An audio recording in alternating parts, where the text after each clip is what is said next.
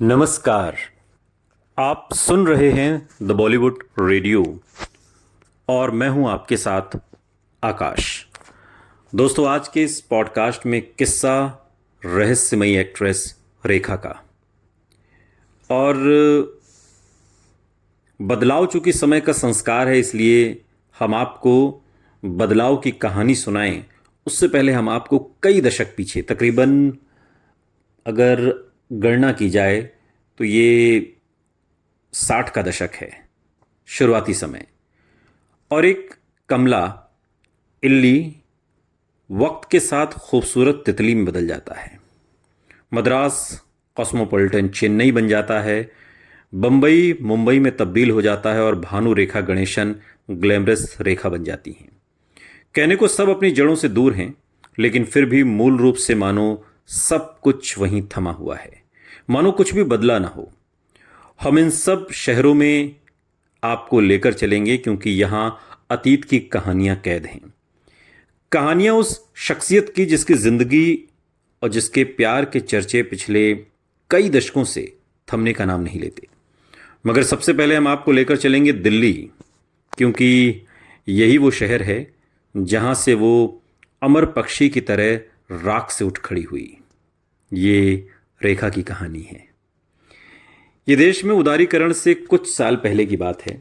दिल्ली के जो अमीर लोग थे, धनाढ्य वर्ग, उस दौर में दक्षिणी दिल्ली के छतरपुर की तरफ अपने पैंव पसारने शुरू कर दिए थे। 80 के दशक के आखिर के सालों में अगर आप कुतुब मीनार से आगे बढ़कर गदईपुर की तरफ ड्राइव करते तो एक सुनसान सड़क से होते हुए आपकी नज़रें कई फार्म हाउसों से गुजरती। जमीन के बड़े बड़े टुकड़ों पर बनी कई महलनुमा कोठियां, फार्म हाउस, और इन्हीं में से एक फार्म हाउस का नाम था बसेरा। इसका गेट खुलते ही आप मानो एक दूसरी दुनिया में पहुंच जाते थे। ये सपनों का घर था। खूबसूरत पत्थर और शीशे की कारीगरी से लबरेज पहाड़ पर बना हुआ था ये आलीशान फार्म हाउस चारों तरफ से घने पेड़ों से घिरा हुआ था। ये घर मुकेश अग्रवाल का था। मुकेश अग्रवाल, रेखा के पति। एक मध्यवर्गीय बनिया परिवार में जन्मे मुकेश ने 13 साल की उम्र में ही पढ़ाई छोड़ दी। कई साल तक वो छोटे मोटे काम करते रहे और फिर 1970 के दशक के अंत में 24 साल की उम्र में मुकेश ने अपनी कंपनी की नींव रखी। ये कंपनी हॉटलाइन ब्रांड के नाम से किचन का सामान बनाती थी, बर्तन बनाती थी। मुकेश अग्रवाल के अतीत के पन्ने पलटते हुए मुकेश के दोस्त रहे retired IPS officer Neeraj Kumar उनके बारे में बहुत कुछ बताते हैं। नीरज कुमार दिल्ली के पुलिस कमिश्नर रह चुके हैं और मुकेश और नीरज कुमार की मुलाकात उस वक्त हुई थी जब हॉटलाइन ब्रांड ने उत्तर भारत में धूम मचा दी। दिल्ली पुलिस के पूर्व कमिश्नर नीरज कुमार एक इंटरव्यू में बताते हैं कि मुकेश अग्रवाल अपनी मेहनत के बल पर उस दौर में कामयाब उद्यमी बना जब आजकल की तरह स्टार्टअप परिदृश्य सामने भी नहीं आए थे। एक साधारण पृष्ठभूमि से आए मुकेश को हमेशा से दिल्ली का अभिजात वर्ग बहुत आकर्षित करता था। उसके दिल में इस वर्ग का हिस्सा बनने की गहरी चाहत थी। इस समाज में अपना सिक्का जमाने के लिए मुकेश ने अपने फार्म हाउस में भव्य पार्टियों का आयोजन शुरू कर दिया। दिल्ली के बड़े बड़े रईस इन पार्टियों की रौनक बढ़ाते नजर आते थे और दिल्ली में बॉलीवुड की कोई भी हस्ती आई हो, मुकेश उसे अपनी पार्टी में बुलाना नहीं भूलते। और उसे याद करते हुए नीरज कुमार कहते हैं कि वो बहुत अच्छा इंसान था, बेहद भला, लेकिन उसमें एक हीन भावना थी। वो दिखाना चाहता था कि उसने जिंदगी में बहुत कुछ हासिल किया है। वो अपनी कामयाबी का डंका पीटना चाहता था और इसी सनक में मुकेश अक्सर अजीबोगरीब हरकतें भी करता ताकि किसी तरह बड़े लोगों की नज़र में वो आ जाए। उसने एक घोड़ा खरीदा था जिसे वो अपने फार्म हाउस में रखता था और जब किसी मेहमान के आने की खबर होती तो वो गेट के पास घोड़ा सजाकर उसके ऊपर बैठ जाता और मेहमान का इंतजार करता। और ये घोड़ा भी कोई मामूली घोड़ा नहीं था, बल्कि महंगी नस्ल का घोड़ा था। शायद इसका फायदा भी हुआ क्योंकि बॉलीवुड की कई हस्तियां उसकी दोस्त बन गई। वो संजय खान और फिरोज खान को भी जानता था। ये घोड़े वाली अदा शायद उसने फिरोज खान से ही सीखी थी। नीरज कुमार इंटरव्यू में याद करते हुए बताते हैं। मुकेश के दिल के किसी कोने में यह ख्वाहिश बार बार जोर मारती थी कि बॉलीवुड स्टार्स से मेल जोल बढ़ता रहे और किसी भी तरीके से वो फिल्म इंडस्ट्री का हिस्सा बन जाए। दिल्ली में ये वो दौर था जब हिंदी फिल्मों की ग्लैमरस स्टार रेखा और मशहूर फैशन डिज़ाइनर बीना रमानी की अक्सर मुलाकातें होती थीं। और ऐसी एक मुलाकात में रेखा ने कहा कि वो अब शादी करके सेटल होना चाहती हैं। तलाश थी तो बस एक अदद हमसफ़र की जिसके साथ वो पूरी ज़िंदगी गुजार सकें। 1990 का आगाज़ हुआ ही था कि बम्बई में, जो अभी भी मुंबई नहीं बना था, एक शाम रेखा के घर फ़ोन की घंटी बजी। फ़ोन पर दिल्ली से उनकी दोस्त बीना रमानी थी। वो रेखा की बात उनके एक दीवाने फ़ैन से कराना चाहती थी। बीना ने बताया कि ये दीवाना फ़ैन दिल्ली का एक जाना माना बिजनेसमैन है और बहुत अच्छा इंसान है। नाम मुकेश अग्रवाल है। क्या मैं इसे तुम्हारा नंबर दे दूं? रेखा ने अपना नंबर देने से मना कर दिया, लेकिन खुद बीना से मुकेश का नंबर ले लिया। और उन्हीं लम्हों में शायद रेखा को जरा भी अंदाजा नहीं था कि यह फोन कॉल उनकी जिंदगी को हमेशा के लिए बदल कर रख देगी। रेखा की जिंदगी की तरह ही मुकेश के जीवन की कहानी भी फिल्मी ही थी। रेखा की ही तरह मुकेश को भी कभी भी एक सही हमसफर नहीं मिला। शायद उनकी किस्मत का टकराना यूं भी लिखा हुआ था। उस वाक्य को याद करते हुए रेखा ने बाद में एक इंटरव्यू में कहा, बीना रमानी ने मुझे मुकेश से मिलवाया था।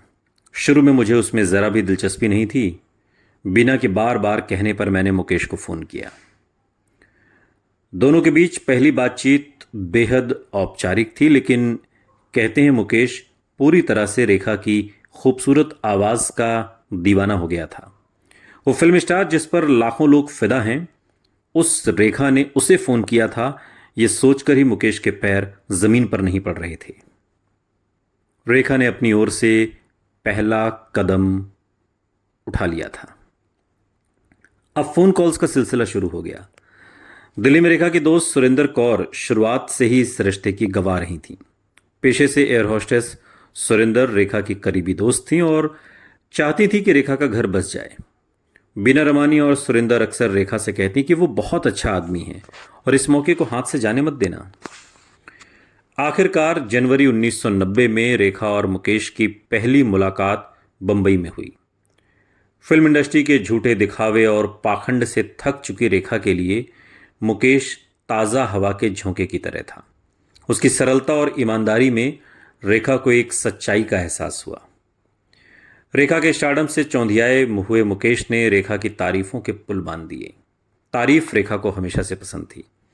रेखा को प्रभावित करने के लिए मुकेश ने प्यार जताने की खूबसूरत कोशिशें भी अपनी ओर से शुरू कर दी थीं। उसने रेखा को दिल्ली आने के लिए भी मना लिया और जल्दी ही छतरपुर में बसेरा, जो फार्म हाउस था मुकेश अग्रवाल का, वो रेखा की मौजूदगी से दमक रहा था। लेकिन ये चमक शायद रेखा को बंबई फिल्म इंडस्ट्री की चकाचौंध से अलग लग रही थी। जो तारीफें, सम्मान और स्वागत यहां मिला, उसने रेखा का दिल जीत लिया। दोनों के बीच एक अजीब बंधन था और एक दूसरे की तरफ आकर्षित होने की अपनी अपनी वजह। मुकेश को रेखा की स्टार वाली छवि से प्यार था और रेखा अपने प्रति उसके दीवानेपन को पसंद करने लगी थी। बीना रमानी बाद के दिनों में एक इंटरव्यू में रेखा और मुकेश के बीच की कुछ मुलाकातों के बारे में बताती हैं, और जबकि रेखा ने कहा कि मैं उससे शादी से पहले बस एक बार मिली थी, फिर बीना के घर दूसरी बार मिली, और सुरेंद्र ने मुझसे ज़िद की कि मैं दिल्ली में मुकेश के परिवार से मिलूं। मुझे वो लोग पसंद आए, बहुत सरल लोग थे। मिट्ठू भाभी जी, जो मुकेश के बड़े भाई अनिल गुप्ता की पत्नी थी, उन्होंने मेरा दिल जीत लिया। मुकेश की भाभी ने एक बार मुझसे कहा था कि हमारे घर हूर आई है, तुम्हें उस पर गर्व होना चाहिए। शायद ये वो स्वीकृति थी जो रेखा को, जिसकी बरसों से तलाश थी, जो उन्हें पूरी जिंदगी कभी नहीं मिली थी। बंबई में मुकेश की एक करीबी दोस्त थी दीप्ति नवल, एक्ट्रेस। दोनों की मुलाकात 1981 में दिल्ली में एक पार्टी में हुई थी और तब से वो अच्छे दोस्त थे। दीप्ति नवल एक इंटरव्यू में बताती हैं कि जब से मुकेश की रेखा से फ़ोन पर बात हुई थी और फिर दिल्ली और बंबई में मुलाकातें हुई, तब से मुकेश बस उसी का जिक्र करता रहता था। मुझे लगता है वो रेखा का दीवाना हो गया था। रेखा और मुकेश ने एक दूसरे के अतीत में झांकने की जरूरत नहीं समझी। दोनों ने भविष्य के बारे में भी ज्यादा नहीं सोचा। जो कुछ था वो बस ये पल थे जब वो साथ में थे, प्यार में डूबे हुए थे। 4 मार्च 1990 रविवार का दिन। मुकेश और रेखा की मुलाकात हुए अभी 1 महीना ही बीता था और मुकेश बेचैन था। दोपहर को सुरेंद्र कौर के साथ बंबई में रेखा के घर पहुंचा और अचानक बिना किसी भूमिका के मुकेश ने रेखा के सामने शादी का प्रस्ताव रख दिया।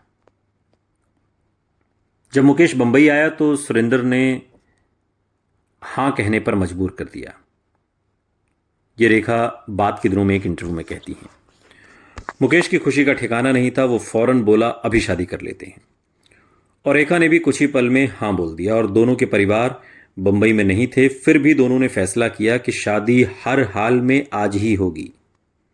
मानो यूं डर हो कि कल तक किसी का इरादा न बदल जाए। आज रेखा की शादी थी और इस दिन के इंतजार में बहुत साल बीते थे, दिल टूटे कई बार। शाम होते ही उसने अपनी मनपसंद लाल और सुनहरी गोल्डन कांजीवरम सिल्क साड़ी और खूबसूरत गहने पहने। मुकेश और सुरेंद्र के साथ वो जुहू में किसी मंदिर की तलाश में निकल पड़ी। एक मंदिर मिला जिसमें पुजारी नहीं था। कुछ ही दूरी पर इस्कॉन मंदिर भी था, लेकिन वहां बहुत भीड़ थी। और इसी मंदिर के सामने एक और मंदिर नजर आया, मुक्तेश्वर देवालय मंदिर। रात के करीब 10 बज चुके थे। मंदिर का जूनियर पुजारी संजय बोदस मंदिर के पीछे बने छोटे से कमरे में सोने जा चुका था। मुकेश ने उसे जगाया और कहा कि फौरन शादी कराना चाहता है। पुजारी संजय पसोपेश में था, लेकिन जैसे ही उसकी नजर रेखा पर पड़ी, उसकी नींद अचानक से गायब हो गई। वो हैरान था, चूंकि ऐसा हर रोज तो होता नहीं था कि इतनी बड़ी हस्ती रात में उसके मंदिर में आए, और वो भी जल्दबाजी में शादी करने के लिए। कितनी बड़ी खबर थी। वो घबराया हुआ था और शादी का ये नज़ारा भी कुछ अजीब था। शाम की आरती के बाद मंदिर के खुलने पर पाबंदी थी और रात के समय किसी की शादी कराने की मनाही। लेकिन उस रात सारे नियम तोड़े गए और इस गलती के लिए बाद में उस पुजारी संजय को मंदिर से निकाल भी दिया गया। रात के करीब 10:30 बजे जुहू के मुक्तेश्वर देवालय मंदिर में शादी के मंत्र पढ़े गए। दोनों ने एक दूसरे को वरमाला पहनाई। 37 साल के मुकेश और 36 साल की रेखा पति पत्नी बन गए। रेखा अब रेखा अग्रवाल। रेखा अग्रवाल के लिए दुनिया अचानक से खूबसूरत हो उठी। पूरे बचपन माता पिता की नाजायज संतान होने के ताने सुनने के बाद रेखा की जिंदगी में पहली बार आज उसे वो मिला था जिसकी तलाश वो बचपन से कर रही थी। एक जायज सरनेम, रेखा अग्रवाल। सुनते रहिए द बॉलीवुड रेडियो। सुनता है सारा इंडिया।